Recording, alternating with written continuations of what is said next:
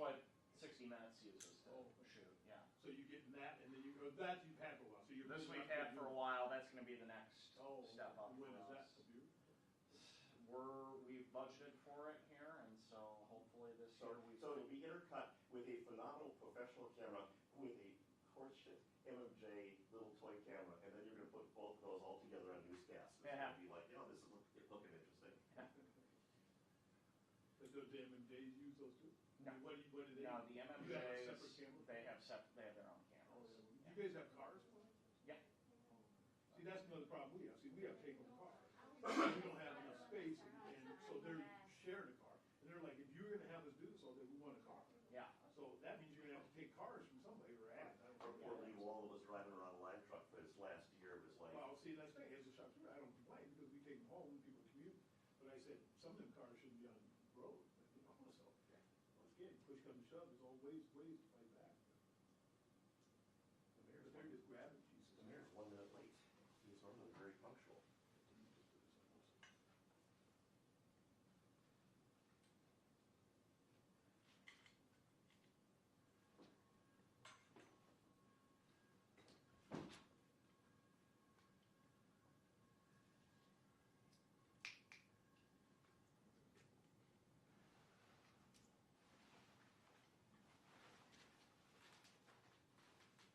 Dave, what are you rocking for color temperature with that light?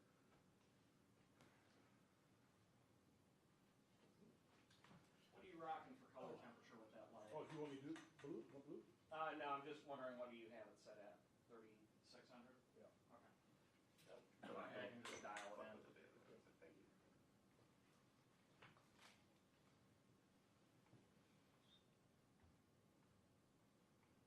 Yes, the city, when they next have one of those printed up, they need to have it kind of a 20% gray rather than the intense white, because this has been a nemesis of all of ours since that banner first appeared. Yeah. Or just make it blue. Use the police department, that's right. Yeah.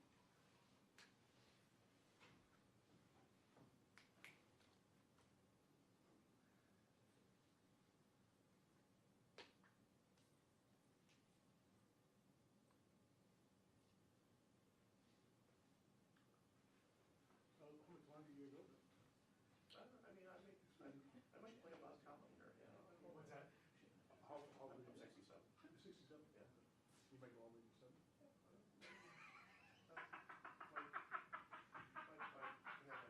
Twice a year. Well, oh, my she said finance that, manager. I'm retired at 60. but, you know, this trial's happening, right?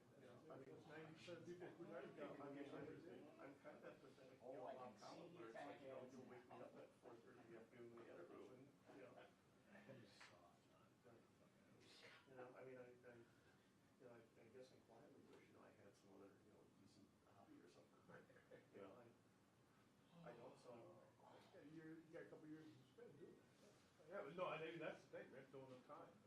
I'm just like that, it'd be big. I'll tell you, all those times that we have driven down into Ridgefield chasing a spot news or something, and you're driving down a nice sunny summer day, and you see some guy sitting in fucking boxer shorts in his driveway, beard, one hand, cigarette in the other, waiting to die.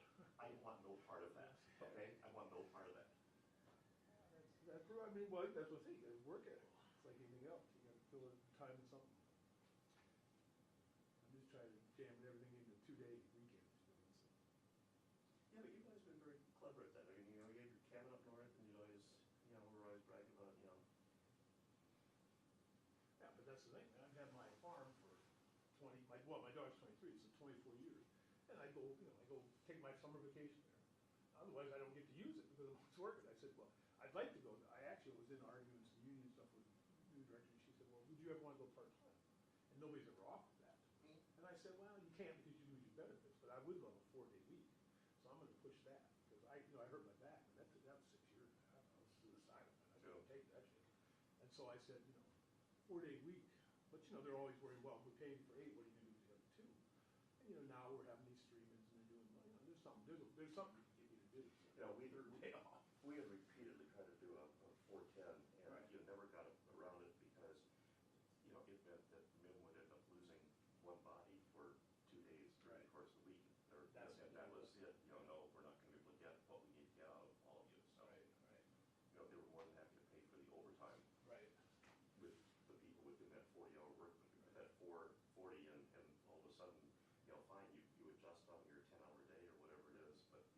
still losing that additional Right, money right. for additional day, Right. and I get that. Well, and they told me, when I talked about it before, they were like, well, you could have Saturday, Sunday, Wednesday. Well, I mean, they told me to do it, they 3 days in a row. I ain't a bus driver. I ain't looking for split shift, so yeah, no, I get that, but I mean, once again, if you wanna get people out, and once again, I think all the CPS companies are gonna sell us again, their plan, so. Just me. The mayor will be in a couple minutes. Okay.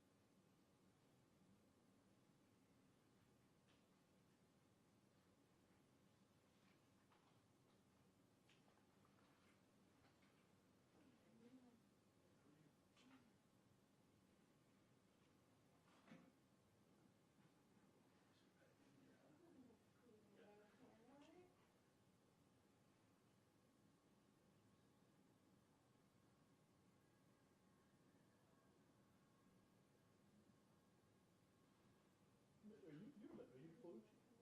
I'm sorry? Are you the photo chief? No, that would be Chad. No, I met a young man the other day, he was from Monrovia, he's like your digital specialist or something, I don't know what he's. Oh, So they brought him in, he was like a digital. Excellent. I don't remember how he said it. is it, Tommy? Blonde hair? No, this is a dark haired kid. Said he worked like in Grove, because he hadn't really done news, I thought, how's that going? He's not really a news guy. It's not very good for sound. But he was shooting with a reporter, but he said he came from, I think he said he was in Grove Heights, like, is it maybe some cable station or something down there? Community. Oh, yeah, there was some new guy that I heard that they hired to switch on cable company. Right. But he was just telling me he had really no news experience. I'm like, as he's telling me, I'm thinking, well, how's that go? You know, if you're in charge of all the dark, Would have been, well, no, that would have been Tommy.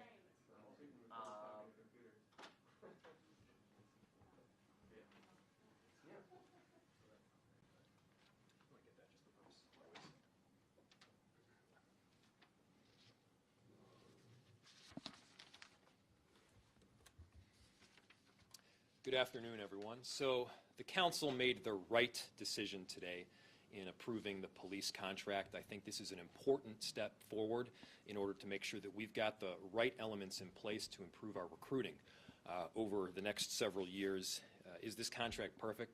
No, it's not. That is the nature of a negotiation, of a necessary meeting of the minds. You don't get all of the things you want, but I'm appreciative of the council's work in moving forward. Also very thankful to the work of our labor negotiations head, Holland Atkinson, who did a whole lot of work in making sure that people had a right understanding of these very complex issues that ultimately go into any union negotiation and any collective bargaining agreement.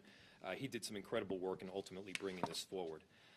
Want to also point out a couple elements that I think there's been some misunderstanding in over the last several weeks. One misperception is that adding more into the contract with respect to discipline will somehow enhance or help discipline. That's dead wrong. I heard some people talk about wanting to add in a disciplinary matrix.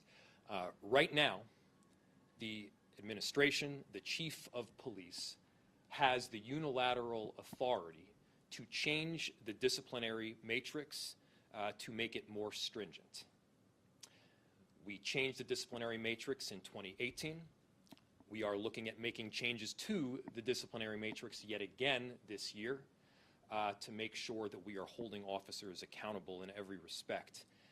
If this was somehow added to the contract, then we would be forced to negotiate the disciplinary matrix with the union. They could simply say no. Why would we hand over authority to the union in an instance where we already had managerial rights to make the decision on our own. That just doesn't make sense. I'm appreciative that Holland was able to point out this contradiction, and I'm glad that the City Council was able to move forward today. Also, in the area of discipline, while we have a long way to go, we have been making important strides forward. In the last 2 years, from January 1st, 2020, through December 31st, 2021, there were 72 officers that were disciplined. That is more disciplinary action than the previous 5 years combined from 2015 through 2019. Now, that doesn't even include the instances where we were perhaps going to discipline or maybe terminate an officer, yet they left the department preemptively, and I'm sure we're all aware of the significant attrition that we've seen over the last couple of years. In 2021 alone, there were 34 officers that had complaints filed against them that decided to quit the department. I think it goes without saying, but I'll say it anyway. You can't really discipline an officer that has already left. Additionally, there were another 7 officers that left the department with investigations pending in 2021 alone. For comparison's sake, there were 0 officers where that happened in 2019. So again, disciplining more than we had in the previous 5 years combined, and that doesn't even count the instances where we may have disciplined or terminated an officer, yet they left preemptively. Also want to note the importance of this contract with regard to recruiting. Being a police officer, especially right now, is a very hard job. There's a shortage of police officers in Minneapolis, in our metro region, and nationwide. We need to be accounting for the market realities, and the market realities is that officers are being paid more by other jurisdictions. Maple Grove, for instance, I understand received a 19% increase over a similar situated time frame. The University of Minnesota is offering $5,000 for new officers as an incentive, with Roseville offering $10,000. A part of recruiting community-minded officers, part of getting the best and the brightest, is making sure that they are indeed incentivized to do what is a really tough job. And so that was one important piece in making sure that this contract itself ultimately moved forward. So the work doesn't stop here. In fact, it's really just beginning. Now that we've gotten this contract approved, we will almost immediately go into negotiations again for a contract, a new contract, because this one is set to expire late this year, early next year.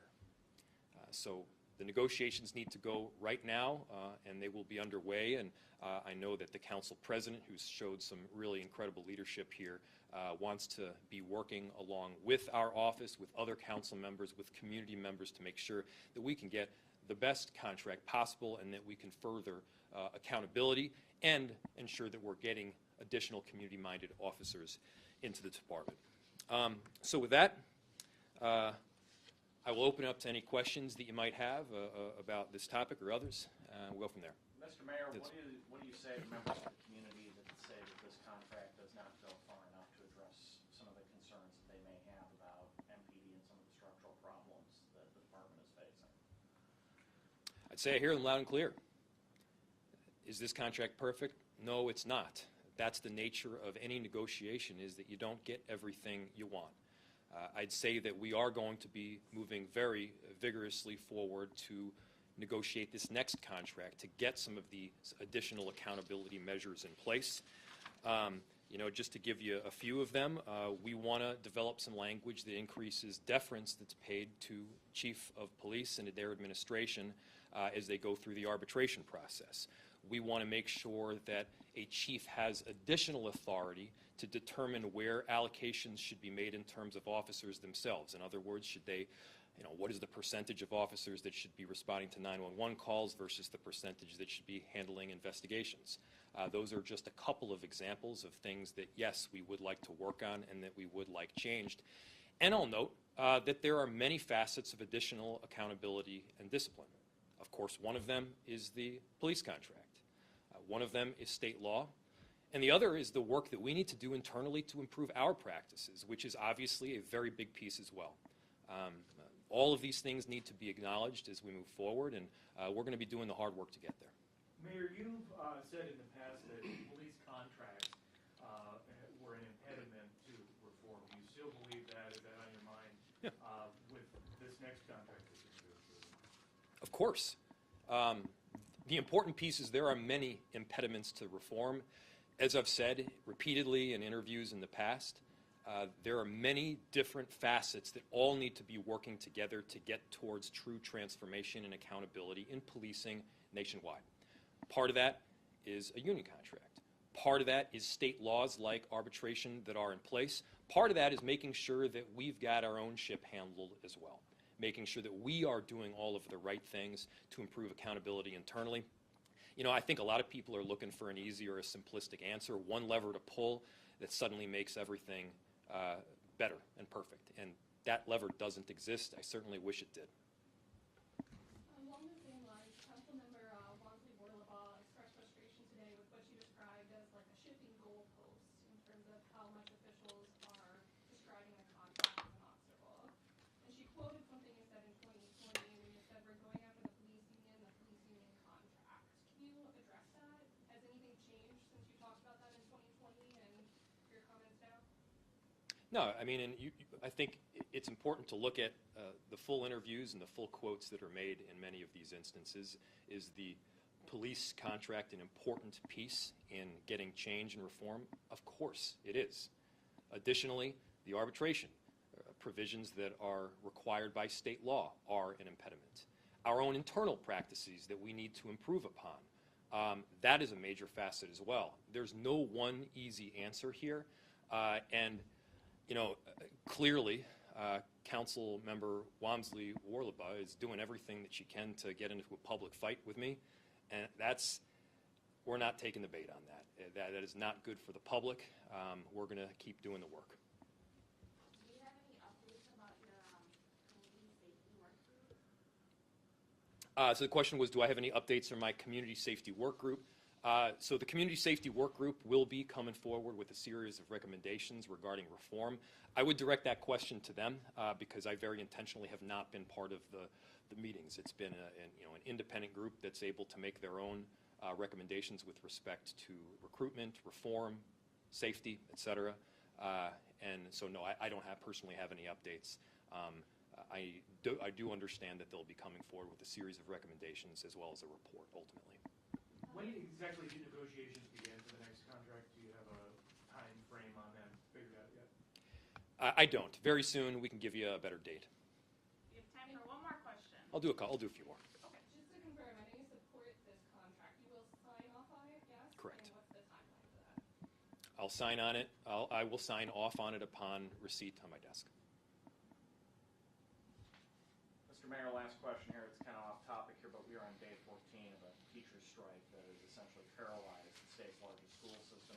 Has the city had any contact with MPS or MFT right now to try to act as a bridge between the two, or just, any comment you want to make on this at the moment? Yeah. While the city doesn't have authority over teachers' pay, the collective bargaining agreement that the teachers and the district will hopefully be signing very soon, or really much at all to do with the administration of schools.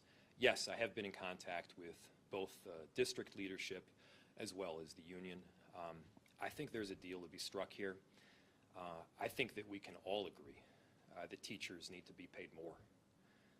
They have bore a whole lot of the difficulty and burden over these last couple of years. I mean, teachers are heroes in both community and certainly for our children, and we can all agree on that. I think we can also agree that any district has limited funds and does not have levy or taxing authority. It provides a difficult predicament that, in essence, in the mid and longer term, requires all of us to be locking arms, going to the legislature, going to the Capitol, and saying, hey, we need to make sure that our schools are properly funded, that our children are properly cared for. That applies to both the state and federal government to make sure that they are all stepping up to provide these very necessary funds for our futures.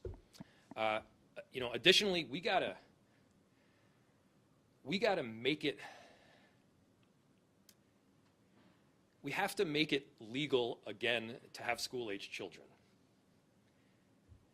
And I say that because sometimes it feels like it's so difficult, it's almost against the law. How hard is it for parents to be working simultaneously on a Zoom meeting with one hand, with a kid in the other, trying to speak about an important topic regarding work and simultaneously telling their kindergarten or first grader that they need to be a little bit quieter? That's tough. In fact, that's practically impossible.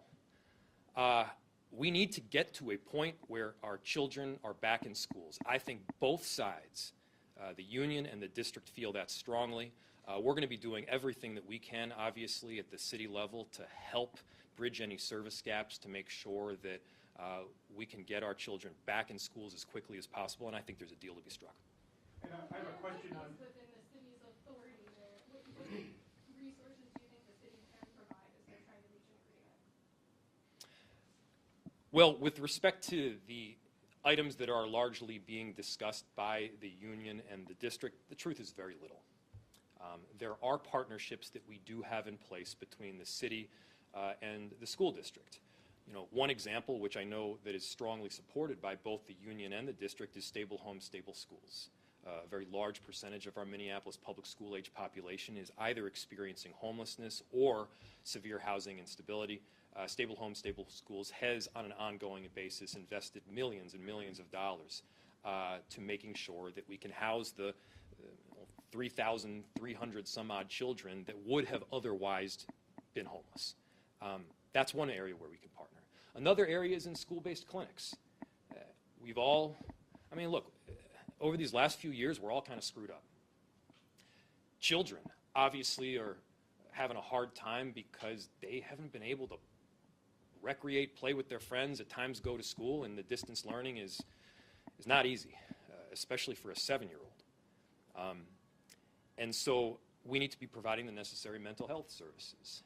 And where we as a city can additionally step up more to help bridge that gap in service, we're going to try. Now, we don't have ongoing funds to be able to provide for every single one of these service gaps, just to put that right there up front. But where we can help and assist, bridge any gap, we certainly will. Mayor, on the topic of officer discipline, there were 3 people engaged in protected First Amendment activity in 2020 who lost eyes as a result of 40-millimeter projectiles fired by MPD officers. This is, as you know, resulted in multi-million-dollar settlements, at least one so far. Have any of those officers been disciplined for misuse of those so-called less lethal weapons and projectiles? So believe me, this is an area where I would very much like to discuss. What I can tell you is that while I have every incentive to dish on disciplinary decisions that either have been made or would have been made had the officer continued on with the Minneapolis Police Department, I just can't do that under the law. It's one of the frustrating pieces regarding a combination of personnel law, data practices, that does not allow the city to be fully transparent with the area, in that area. I certainly would like to, but in being transparent as we possibly can, I believe we're going to be getting you some additional information in addition to what I already provided regarding disciplinary decisions that have been made over the last couple of years. As I mentioned, more than the previous 5 years combined, and that doesn't account for instances where officers have left preemptively. So, this work is ongoing. There's not one single solution, but we're committed to it. I support the council's decision today to approve the contract, but perhaps more importantly, I appreciate the approach, which is to work with us in this office towards true reform into the future. It takes work. It takes pulling up a chair, and I think that is the direction that I've seen from certainly council leadership. So I'm very appreciative. Thank you, everybody. Thank you all.